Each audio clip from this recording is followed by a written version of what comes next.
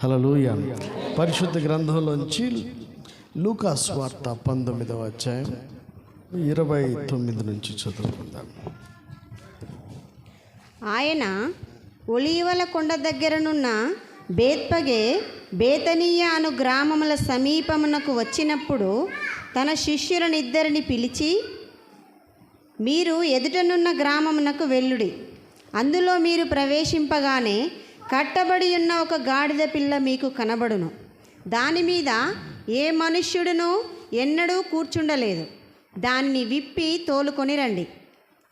ఎవరైనను మీరెందుకు దీన్ని విప్పుచున్నారని మిమ్మల్ని అడిగిన ఎడల ఇది ప్రభువునకు కావలసి ఉన్నదని అతనితో చెప్పుడని చెప్పి వారిని పంపెను. పరిశుద్ధుడా, పరలోకమందున్న తండ్రి, ఈ మధ్యాహ్న సమయమందు యేసుక్రీస్తు పరిశుద్ధ రక్తం ద్వారా నీ పాద సన్నిధికి వస్తున్నాం. నీ దాసులమైన మేమందరము నీ పరిశుద్ధ లేఖనాలు ధ్యానించడానికి సిద్ధపడుచుండగా తండ్రి, మీ సన్నిధిని మాతో ఉంచండి. మా అందరితో మీరు మాట్లాడండి. యేసు నామములో అడుగుచున్నాం తండ్రి. ఈ సందర్భం మనందరికీ తెలిసిందైనప్పటికీ ఇందులో నుంచి కొన్ని సత్యాలు మనం ఈ మధ్యాహ్న సమయం నేర్చుకుందాం.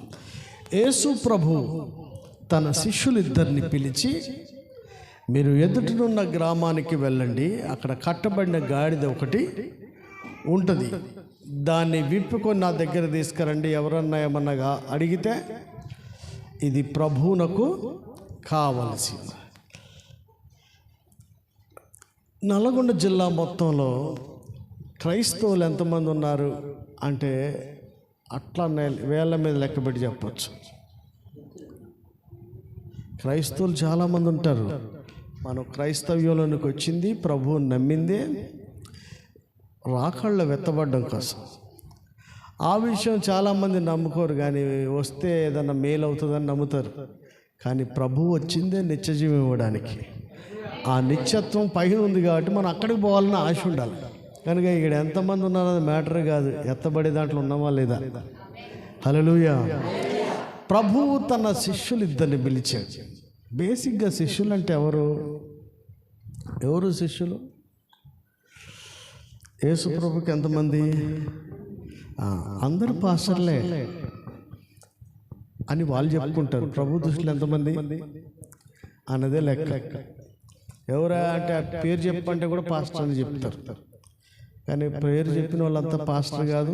నేను పాస్టర్ అన్నవాడల్లా పాస్టర్ కాదు, సంఘం ఉన్నవాడల్లా పాస్టర్ కాదు. దేవుని చేత పంపబడి వాడే. హల్లెలూయా. ఉద్యోగానికి వచ్చినవాడు పాస్టర్ అవ్వడు, ప్రభు చేత. ఇంతకుముందు చెప్పాడు కదా, ప్రభువే ఈ ప్రాంతానికి నడిపించాలి. అంటే దేవుడు పిలవాలి, దేవుడు పంపించాలి. పంపించిన వాడిని ఉట్టికి పంపించడు, అభిషేకించి పంపిస్తాడు. హల్లెలూయా. ఉట్టి అదొకటే సరిపోలే, అధికారం ఇచ్చి పంపించాడు. అభిషేకాన్ని ఇచ్చాడు, అధికారాన్ని ఇచ్చాడు. ఆ రెండు ఇచ్చి పంపాడు. అంటే ప్రభువు చేత ఎవరన్నా పంపబడితే ఈ రెండు ఉంటాయి. దేవుని చేత పంపించబడిన వాడికి ఎట్టుంటుందంటే, వాగు కాడ అట్ట ఎండకి వాన కూడా తడిచి ఉంటాం, కానీ ఎక్కడ పడితే అక్కడ పోయి అలవాటు అయితే ఉండదు. హల్లెలూయా. హల్లెలూయా. పోస్తే రొట్టె మాంసం లేకపోతే రొట్టె ముక్క, కానీ విజిటింగ్లు చేసే అలవాటు అయితే ఉండదు. హల్లెలూయా. యేసు ప్రభువు నిజమైన శిష్యులు ఎవరంటే ఆయనే పిలిచి, ఆయనే అభిషేకించి, ఆయనే అధికారం ఇచ్చి, ఆయనే పంపిస్తాడు. ఇందులో సొంతది ఏది ఉండదు. ప్రభు పిలవాలి, ప్రభు అభిషేకించాలి, ప్రభు అధికారం ఇవ్వాలి, ప్రభువే పంపించాలి. ఇక్కడ ఇద్దరు శిష్యులు పిలిచి, ఆయన పిలిచి, మీరు వెళ్ళండి. ఎక్కడికి? ఎదుటనున్న గ్రామం. వీరి తండ్రి గారు సాల్మన్ గారా? సాల్మన్ గారికి ఓ గ్రామానికి ఎదుటనున్న గ్రామం అంటే ఊరుందా, పేరుందా? అట్లనే వచ్చింది. మరి ఊరు పలానా ఊరు పో అని చెప్పిండా? పో అనంతే బయలుదేరి వచ్చేపటి మోతుకూరైంది. హల్లెలూయా. ఈడ కట్టబడిన గాడిదలు చాలా ఉన్నాయి. ఎవరికి తెలుసు అవి? మనకు తెలియదు సార్, ఆయనకు తెలుసు. ఆయనే చెప్తారు, ఆ ఊరులో కట్టబడి ఉన్న గాడిదలు చాలా ఉన్నాయి, వాటిని విప్పాల్సిన పని దేవుడు చేత పంపబడిన శిష్యుడి పని. హల్లెలూయా. ఇవాళ రేపు శిష్యులని చెప్పుకొని ఎందుకంటే కలికాలంలో ఎలా ఉంటుందంటే అనేకులు ఆయన పేరడ మీద వచ్చి జనాల్ని మోసం చేస్తారు. ఇప్పుడు సేవలో మోసాలు ఎక్కువనే కానీ సేవలో క్రీస్తు స్వరూపంలోకి మార్చే సేవ తక్కువ. మనం ఎదుగుతున్నా కొద్దీ ఏమవ్వాలి, మన ముఖ పోలికలన్నీ కూడా మారి క్రీస్తు స్వరూపంలోనికి రావాలి. అది సంఘం అంటే. హల్లెలూయా. 2 కొరింథీ పత్రిక 11లో ఏమని రాసిందంటే, అమ్మ వదిలేదు చెప్తాను, అందులో ఏం రాసింది, ఎలాగైనా సరే మిమ్మల్ని వధువుని చేసి ఆయనకి ఇవ్వాలి. అంటే ఒక దైవజనుడి యొక్క తాపత్రయం ఉండాలా, నువ్వు క్రీస్తు స్వరూపం రావాలి, చిన్నపిల్లగా ఉండొద్దు, పెళ్లి కూతుర్లా అంతా రావాలి, వివాహానికి సిద్ధపడాలి.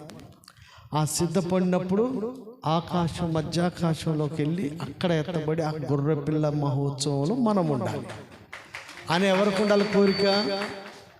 ఆయనకు ఉంటుంది. నీకు ఉంటుంది, కరెక్టే, ఆయనకు ఉంటుంది. అప్పుడు ఏమంటాడు, ఆయన నేను రెడీ చేస్తున్నా కొద్దీ నువ్వు సప్పుడు చేయకుండా వినాలి. అన్నీ సిద్ధపరిచేది ఎవరు? పరిశుద్ధాత్మ దేవుడు. ఎవరి ద్వారా సిద్ధపరుస్తాడు? దైవజనుడి ద్వారా సిద్ధపరుస్తాడు. ఎవరిని సిద్ధపరుస్తాడు? నిన్నే. నువ్వు చెప్పినట్టునే వినాలి, మాటకు పుల్లబెట్టకూడదు. పాస్టర్ గారికి ఒక గోల్ ఏంటి? నిన్ను ఏ విధము చేతనైనా క్రీస్తు స్వరూపంలోనికి రావాలి, ఎత్తబడే గుంపులో ఉండాలి, గొర్రెపిల్ల వివాహ మహోత్సవం ఉండాలి. ఇది ఆశ కలిగిన వాళ్ళు ఎవరంటే ఆయన చేత పంపించబడినట్టు. హల్లెలూయా. ఏమా 4 ఉద్యోగస్తులు ఉంటే బాగుండు, ఇల్లు గడిచిపోద్ది, ఈ డబ్బులు ఇస్తే బాగుండు, గడిచిపోద్ది, ఆ పార్టీ వాడు ఉంటే బాగుండు, మనకేదో రికమెండ్. ఈడు ఎప్పుడు సేవకుడు కాదు. సేవకుడు అంటే ఒక గాడిద లోకంలో చెట్టుకి ఎక్కడో కట్టబడేస్తుంటే దాన్ని విప్పి తోలుకొని ప్రభు దగ్గర తెచ్చేవాడు సేవకుడు. హల్లెలూయా. సేవ చేయాలి అని అంటే, ఓ పాస్టర్ గారు ఏమన్నా తెలుసా, ఏముందండి 4 ఎంప్లాయీస్ ఉంటే ఎక్కడైనా చేసి ఇచ్చారు. ఏమో 4 ఎంప్లాయీస్ ఉంటే సేవ చేస్తాకి? 4 ఎంప్లాయీస్తో సేవ కాదు, నశించుకున్న ఆత్మల కొరకు ప్రభు వచ్చాడు, మనం కూడా అల కోసమే పోవాలి. హల్లెలూయా. నశించిన దాన్ని వెదకి రక్షించడానికి ప్రభు వచ్చినప్పుడు మనం కూడా ఎక్కడికైనా బయలుదేరా. ఎంప్లాయీస్ అని ఉద్యోగస్తుని కుల సంఘాలు పెట్టుకొని పోవద్దు. నశించిన వాళ్ళు ఎక్కడుంటే అక్కడికి పోవాలి. హల్లెలూయా. ఆ నశించిన వాళ్ళు, బంధకాల్లో ఉన్న వాళ్ళు, వ్యసనాల చేత, పాప బంధకాల చేత, రకరకాల బంధకాల్లో కట్టబడిన వారు ఎక్కడున్నారని ఎవరికి తెలుసు? ఆయనకే తెలుసు. ఆయనే పంపిస్తారు తన శిష్యుల్ని. హల్లెలూయా. ఆయన 2 పంపించాడంట, మీరు వెళ్ళి కట్టబడి ఉన్న గాడిదను విప్పుకొని తీసుకొని రండి. అడుగుతారంటారు జనాలు, ఏం చేస్తున్నావా మోత్కూరులో అంటే ఏం చెప్పాలి? ఎందుకు ఈ పని చేస్తున్నావు అంటే, ఇది ప్రభువునకు కావాల్సిందని చెప్పే ధైర్యం మనకు ఉండాలి. హల్లెలూయా. ఆ మాట కనుక చెప్పు, నిన్ను మళ్ళీ క్వశ్చన్ ఎవడు? జనాలు దానికే చచ్చిపోతారు ఫస్ట్. అమ్మో వీడు ఊరు వెళ్ళరా అంటే ఏమంటారు? ఆడంతా జనాలు ఇక్కడ అంతా వ్యతిరేకులు ఉన్నారని అడిగిపోనట్టు. అక్కడ మంచోళ్ళు లేరు, ఆడ కఠినాత్మలు ఉన్నారు. అమ్మో వాళ్ళ ఊరోళ్ళు మంచోళ్ళు కాదు, ఈ ఊరోళ్ళు మంచి. అరే నిన్ను వెళ్ళమని చెప్పింది ప్రభు. ఈ సర్వ సృష్టిని సృష్టించిన దేవుడు, మన కోసం ప్రాణం పెట్టి తిరిగి లేచిన దేవుడు. మత్తయి సువార్త 28లో ఏం తెలుసా? మీరు వెళ్ళండి అని చెప్పేదానికి ముందుగా ఆయన ఏం చెప్పాడు తెలుసా? పరలోకమందును భూమి మీద నాకు సర్వాధికారం ఇయ్యబడి ఉన్నది కనుక మీరు వెళ్ళండి అన్నాడు. హల్లెలూయా. ఉట్టగెళ్ళాడు, వెళ్ళు, ఎవడన్నా ఉంటే నేను చూసుకుంటా అంట. కొడుకుని పంపించిన ఎవడన్నా వస్తే ఒక ఫోన్ కొడితే ఆడు ఉంటాడు అక్కడ. కొడుకు కదా వెళ్ళింది, ఎవడన్నా ఆపితే ఏమంటాడు? డాడీకి ఫోన్ కొడతా అంటాడు. ఆడి సంగతి అవుటా కదా. అంతే. మనల్ని పంపినోడు ఎవడు? ప్రభు పంపించాడు, సృష్టికర్త పంపించాడు, మన కోసం ప్రాణం పెట్టినాడు పంపించాడు. మనం వెళ్తా ఉంటే కట్టబడి చాలా ఉంటాయి, విప్పుతా ఉంటే ఎవడన్నా అడిగిండా ఇది ప్రభువునకు కావాల్సింది అంటే సార్ మనం ఇంకో క్వశ్చన్ వేయడానికి ఎవడు ఇష్టపడ్డా. హల్లెలూయా. హల్లెలూయా. భారతదేశం అంతట్లో కూడా ఈ రోజున 2024 సంవత్సరాలు సువార్త ప్రకటిస్తూనే ఉన్నారు, కానీ ఇంకా కట్టబడిన గాడిదలో కోకొల్లలు ఉన్నాయి. ఎందుకని అంటే పంపబడిన వాడి కంటే బయలుదేరినోడు ఎక్కువాడు. సొంతంగా బయలుదేరినోడు కట్లు ఎప్పుడో కట్టబడిన గాడిద పాలని పీక్కొని వచ్చేస్తాడు, గాడిదని మడుగు తీసుకురాడు. వాడు చేసే పాపం చేయనియాలి, వీడికి డబ్బులు ఇస్తే వాడు ఏదో పనులు చేస్తే చేయని, ఆడింట్లో తినొస్తే వాడి వలన ప్రయోజనం పొందుకుంటున్నారు, కానీ వాడి బంధకాల్లోంచి బయటికి రావాలని కోరుకునే వాళ్ళు ఎవరు లేడు. ఎవరు కోరుకుంటారు బంధకాల్లోంచి బయటికి రావాలని? ప్రభువు చేత పంపబడిన వాడు మాత్రమే ఆ బంధకాల్లోంచి వాళ్ళకి విడుదల రావాలని కోరుకుంటారు. హల్లెలూయా. ఆ బంధకాల్లోంచి విడుదల వచ్చే వాళ్ళు చాలా మంది ఉన్నారు. ఏం చేస్తారు? కొంతమంది పోయినోడు ఇప్పకుండా దాన్ని పాలు బిడ్డతాడు ఒకడు, ఇంకొకడు ఇప్పేస్తున్నాడు. ఇప్పేసి ఏం చేస్తాడట? ఆయన ఏమన్నాడు? ప్రభువు దగ్గరికి తీసుకురమ్మంటే వాడు ఇంటికి తీసుకుపోతాడు. గాడిదని ఇప్పిది ఎక్కడ తీసుకుపోవాలా? అది ప్రభువు కోసం అవసరం అండి.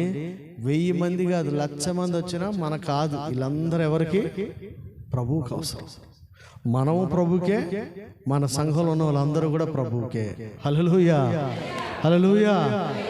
ఎవరి కోసం? ఎవరంటే మన విశ్వాసులు కాదు, మనము, మీరు, మేము అందరం కూడా ప్రభువు వారమే. హల్లెలూయా. అంటే దైవజనుడైనటువంటి వాడు ఒక ఆత్మను దేవుని దగ్గర నడిపించాడంటే ఆయన కొరకు, ఆయన ఇంటి కొరకు కాదు, ఆయన పేరు కొరకు, అసిస్టెంట్ కొరకు కాదు, వాని ప్రభువు కొరకే. ఈ కాన్సెప్ట్లో సేవ చేసే వాళ్ళు ఎంతమంది? కొందరు ఉండబట్టే కొంతమంది ఉంటారు, లేదా మంది ఉంటారు. ఏమిటారు? ఆడెట్టున్న ఖండించు బుద్ధి సరి చెప్ప చేయలేదని కూడా నిండుతారు మస్తు మంది. ఈ పని చేద్దాం ఆడ రేపటి నుంచి రాడే. ఖండించి బుద్ధి చెప్పి సరి చేసే వాళ్ళు ఎవరంటే మనల్ని క్రీస్తు స్వరూపంలోనికి రావాలనుకున్న వాళ్ళే మనల్ని ఖండిస్తారు. హల్లెలూయా. మనల్ని ప్రేమించి గద్దించి శిక్షిస్తారని తండ్రి తాను ప్రేమించు కుమారుని గద్దించి శిక్షించు రీతిగా. నిజంగా ప్రేమిస్తారంటే పాస్టర్ గారు తిడతా ఉంటేనే ప్రేమించినట్టు.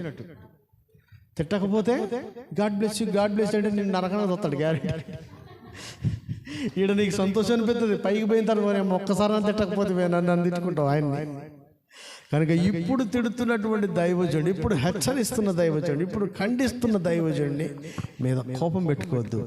ఆయనే మన క్రీస్తు స్వరూపం రావాలని ఆశపడుతున్నవాడు. హల్లెలూయా. ఈరోజు పంపబడిన దైవజనుడు ఎవరైనా ఉంటే గన వాళ్ళు ఎక్కడికి వెళ్తారంటే ఆయన చెప్పిన గ్రామానికి వెళ్తాడు. రెండవదిగా కట్టబడిన గాడిద ఎక్కడ ఉంటే అక్కడికి వెళ్ళి దాని కట్లు విప్పుతాడు. ఎవరన్నా ప్రశ్న వేస్తే ఏం చెప్తాడు? ఇది ప్రభువునకు కావాలని చెప్తాడు. ఇప్పిన తర్వాత భలే ఇప్పేశారులే కానీ 2 తీసుకుపోదాం అనుకున్నాడా? అట్లా చేసింది ఎవరు? సౌలు. మొత్తం అన్ని అంటే కొన్ని సపరేట్ చేసుకున్నాడు. చర్చిలో పేదవాళ్ళందరూ చర్చికి, దేవునికి, డబ్బులు ఉన్న వాళ్ళ పాస్టర్ గారు. ఈ మినిస్ట్రీ ఎవరిది? సౌలు. ఆ సపరేట్ చేసాడు. మొత్తం చెప్పిన పని చేయరు. కొంతమందిని మన కోసం కాదు, ప్రతి వాడిని కూడా దేవుని కొరకే మనం సిద్ధపరచాలి. హల్లెలూయా, హల్లెలూయా.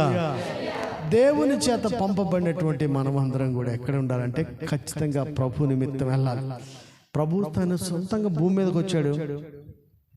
ఆయన ప్రతి ఊరు తిరిగాడే లేదా? సేవకుడు ఎలా ఉండాలంటే ఇన్విటేషన్ లేకుండా బయలుదేరితేనే సేవకుడు. అదే మీ డాడీ చేసిన పని. పంపబడిన వాడు ఎలా ఉంటాడంటే ప్రభు పంపితే బయలుదేరి వెళ్ళేవాడే. హల్లెలూయా.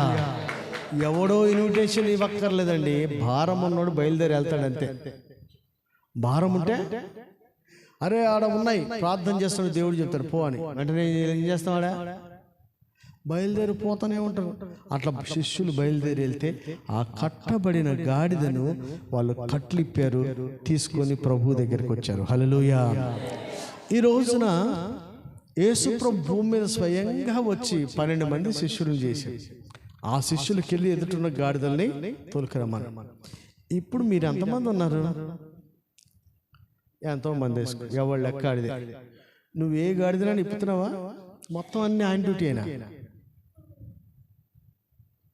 ఒక్కొక్కడు ఒక్కొక్క గాడిదని ఇప్పిన క్రిస్మస్ వరకు మందిరం నిండిపోద్ది. హల్లెలూయా. ఒక్కదాన్ని ఇప్పవా? ఏందమ్మా ఇప్పవా?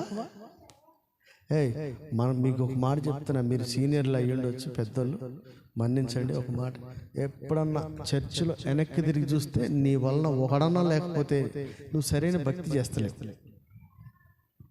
నీ వల్ల ఒకడైనా చూడు, తలాంతులు ఇచ్చినాడు, ఒక్కటిచ్చాడు, జాగ్రత్తగా పెట్టుకుంటే వాడిని ఏమన్నాడు? సోమరివైనా నీ భక్తి నువ్వే ఉన్నావు. నీ అంత సోమరి, నీ అంత చెడ్డ ఎవ్వడూ లేడు. నువ్వు ఒక్కదాంతో ఇంకోటన్నా చేయాలి. ఛాలెంజ్గా తీసుకో. ఊర్లో ఎన్ని గాడిదలు ఉన్నాయి, ఎంతమంది ఎన్ని బంధకాల్లో ఉన్నారు, దానికోసం నువ్వేం చేస్తున్నావు? నీ కట్లు ఇప్పింది ఎందుకు? ప్రభు నేను పిలిచింది ఎందుకు? ఆయనతో సహవాసం ఏంటి? దేవుడు సంఘంలో నిలబెట్టింది ఎందుకు? ఒక్కడే ఎంతకాలం తిరుగుతాడు, ఏం చేస్తాడు? నా వంతులో నేను ఒక్కదాన్నన్నా నలుగురు నిప్పి నువ్వు కూటం పెట్టుకునేవు, తప్పు. చాలామంది ఏదైతే నలుగురు నిప్పగానే వాడి మినిస్ట్రీ మళ్ళీ సొంత కుంపటే, అది తప్పు. ఎంతమంది నిప్పినా అది ఎక్కడికి తీసుకురావాలా? ప్రభు దగ్గర తీసుకురా. అంటే నువ్వు ఎంతమంది నిప్పిన మొత్తం ఏడే కనపడాలి. హల్లెలూయా. ఇప్పుతారా? ఇంటికి తోలుతావా, చర్చి తీసుకొస్తావా? అరే చాలామంది ఎంకరేజ్ చేస్తారు సేవలో. ఎంకరేజ్ మనం వెళ్ళి చెప్పాలమ్మా, సువార్త చెప్పాలంటే వీడు చెప్తారు, అక్కడే పెడతారు కూటం. ఈయనకి తెలియని కూడా తెలీదు. వెళ్ళడం ఎంత ముఖ్యమో, కట్లు విప్పడం ఎంత ముఖ్యమో, ఇప్పిన దాన్ని తోలుకొని రావడం కూడా అంతే ముఖ్యం. ఈ సత్యాన్ని మనం గ్రహించాలి. ఎందుకంటే ఆ గాడిద నీకు కాదు అవసరం, ప్రభువుకి కావాలి. హల్లెలూయా. మనం అందరం ఎవరికి కావాలి? ప్రభువుకి కావాలి. ఎవరి కాడు సొంతంగా పెట్టుకోవద్దు.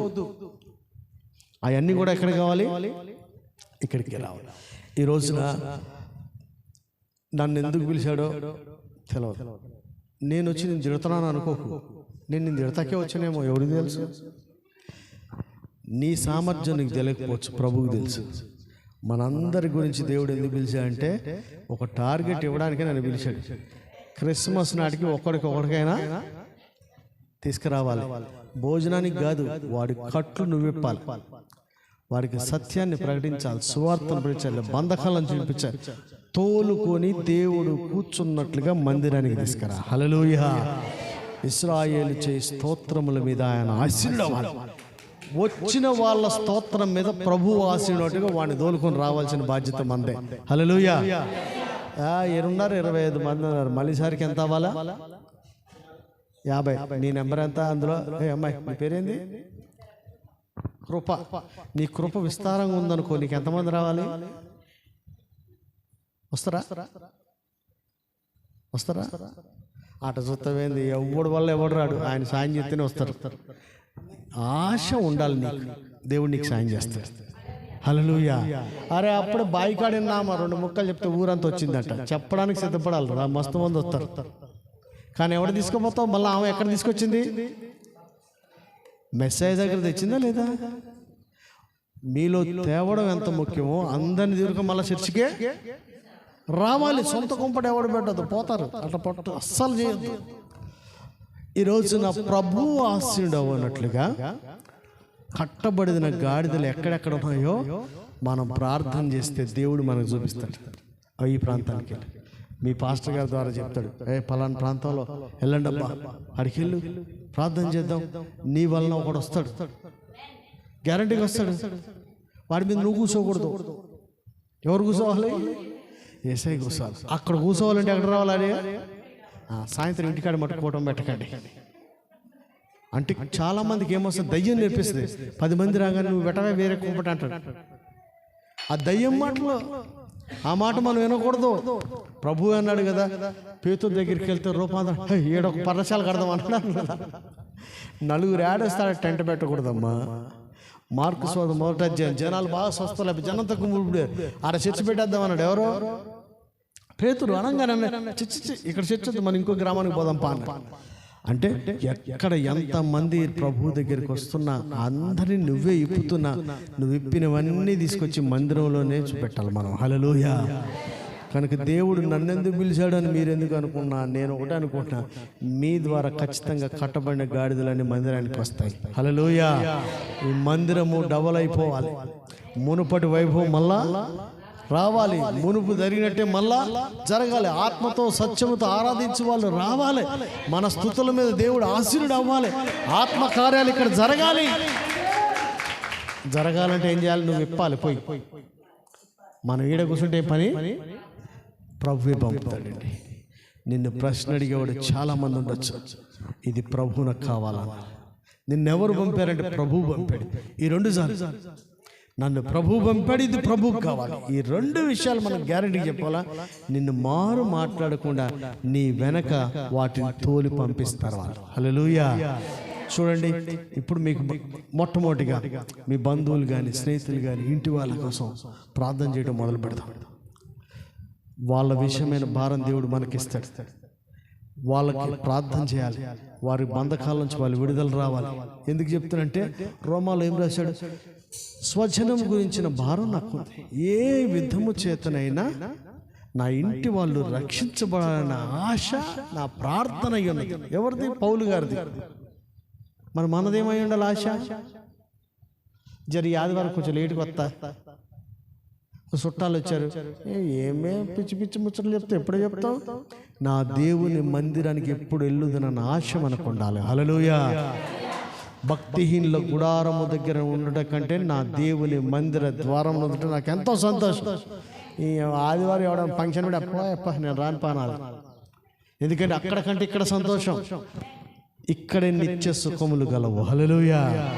దేవుడు ఏడుంటే ఆడు ఉండాలి. అంత ఆశ నీకుంటే నీ ఆశను బట్టి దేవుడు నీకు అధికారం ఇచ్చి పంపించి కొంతమందిని కట్లుడిపించి మళ్ళా మందిరానికి తీసుకొస్తాడు. హల్లెలూయా. మీ డబ్బులు ఏమవుతున్నాయి? మీ సమయం ఏమైపోతుంది?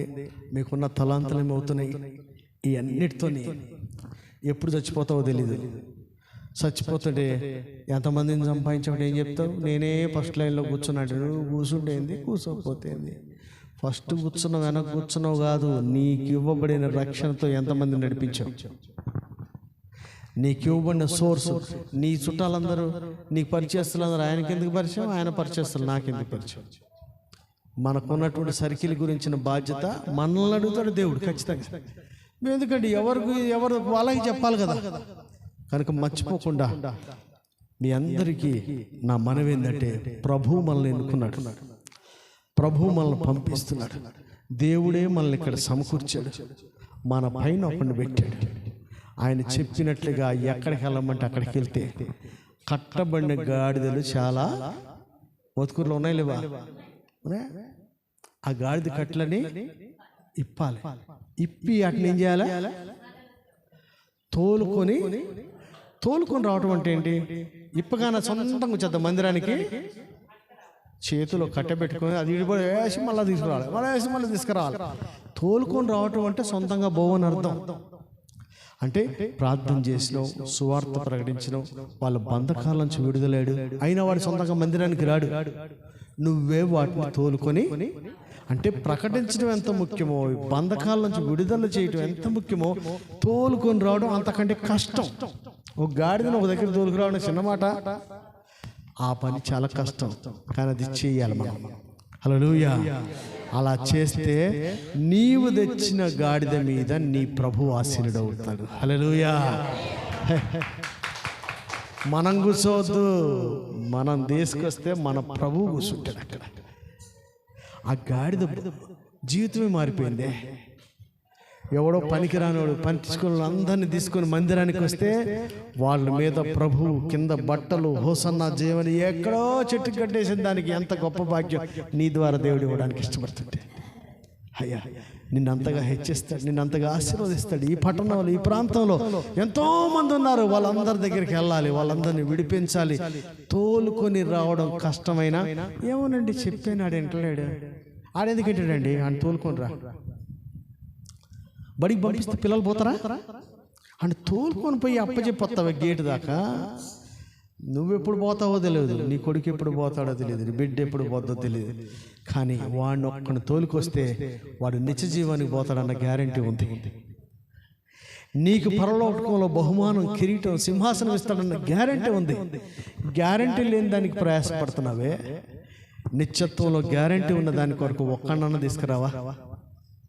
ప్రయాసపండి, వెళ్ళండి, కట్లిప్పండి, అడిగే వాళ్ళకి జవాబు చెప్పండి. వదిలేసేమనుకోకుండా తోలుకొని మందిరానికి తీసుకురా. నీ ప్రభువు దాని మీద ఆశీనుడు అవుతాడు. హల్లెలూయా. మనల్ని ఆశీర్వాదానికి కారక చేస్తా అంటే సొమ్ములు పంచడం కాదబ్బా, నీ వల్ల నిత్యత్వంలో వేల మంది కనపడాలి. అక్కడ నిత్యత్వంలో వేల మంది కనపడాలా, దానికి ప్రయాసపడాలి. ఒక్క సమరయ స్త్రీ వల్ల ఊరంతా మారిందంట. నీ వల్ల నీ ఇల్లు అన్న మారదా? నీ వల్ల నీ కాలనీ అన్న మారదా? అడుగుదాం దేవుడిని, ప్రభువా నన్ను కూడా వాడుకో, నువ్వేడ పంపిస్తావు పంపు, మా దైవజనుడు పంపించి చూడకల్లా నేను వెళ్తా. వేరుగా చేయకూడదు ఎప్పుడు. సేవకునికి వేరుగా ఏది చేయొద్దు. ఆయన చెప్పినట్టుగా వెళ్ళండి, కలిసి పనిచేయండి. కట్టబండి గాడిదలు ఉన్నాయి, మీకు శాత కాకపోతే ఆయన తీసుకుపో, ఇప్పుతానికి రమ్మని జాడ చెప్పు. పలానా దగ్గర గాలి కట్టేసి పోతే పో, తీసుకొని పో, వెళ్ళి ఇప్పుకొని రండి. మళ్ళీ చెప్తున్నా, ఇప్పడం సులువైనా తోలుకు రావడం చాలా కష్టం. తోలుకొని రాగలిగేవా నిశ్చయముగా నీ ప్రభు దాని మీద ఆశీర్వదిస్తాడు. హల్లెలూయా. మనందరం వెళ్ళే వాళ్ళం మాత్రం ఉండద్దు, వెళ్ళాలి, విప్పాలి, తోలుకొని రావాలి. మనం విప్పిన దాని మీద మన ప్రభు ఆశీర్వడం కల్లారా చూసి మనం ప్రభువును మహింపరచాలి. హల్లెలూయా. కనుక ప్రార్థన చేయండి, దేవుడు కృప చూపిస్తాడు. నిన్న మొన్న ఎంతో పరిచర్లు, గత కాలంలో వైభవంగా జరిగిన ఈ క్యాంపస్లు, ఈ పరిచర్లు మళ్ళా ఉద్యమం మళ్ళా రావాలి. హల్లెలూయా. దేవుని ప్రజలు ఆత్మతో సత్యముతో ఆరాధించడం ఇక్కడ చూడాలి. మహిమ దిగి రావాలి, ప్రజలు పశ్చాత్తాపడాలి, ప్రజలు మారు మనసు పొందాలి, దేవుని ప్రత్యక్షతలు చూడగలగాలి. అలాంటి దానికి నువ్వెందుకు కారణం అవ్వకూడదు? కనుక మనం కూడా ప్రభు పంపించినట్టు గ్రామానికి వెళ్తాం. సేవకుడి ద్వారా ఏ ప్రాంతాన్ని నడిపించబడితే అక్కడికి పోదాం. మన బంధువులు, స్నేహితుల కొరకు ప్రార్థన చేద్దాం. వాళ్ళ బంధకాలను విడిపించడానికి దేవుడే వెళ్ళిపోయచ్చుగా. మరి నిన్నెందుకు ఉంది? ఎందుకు ఆయన ఇప్పటానికి ఒక్క మాటతో సృష్టి చేశాడే, వాడు కట్లు తెంపలేడండి. నీకు ఆ ఘనత రావాలని. నువ్వు ఇంత పని చేసావు, రేపు కిరీటం ఇవ్వడానికి నీకు ఏదైనా ఉండాలిగా పని. ఉట్టి కట్టిస్తాడు. అట్లా దూతల ముందు నీకు సింహాసనం కిరీటం పెట్టడానికి నిన్ను పంపిస్తున్నాడు ఆయన. హల్లెలూయా. వాళ్ళ సూయ మావాడు 10 మందిని ఇడిపించుకొచ్చాడు, వీడి సింహాసనం ఇస్తానంటే వాళ్ళు బిత్తరపై చూస్తారు. వాస్తవానికి ఆయన పేరుని బట్టి అని జరుగుతుంది.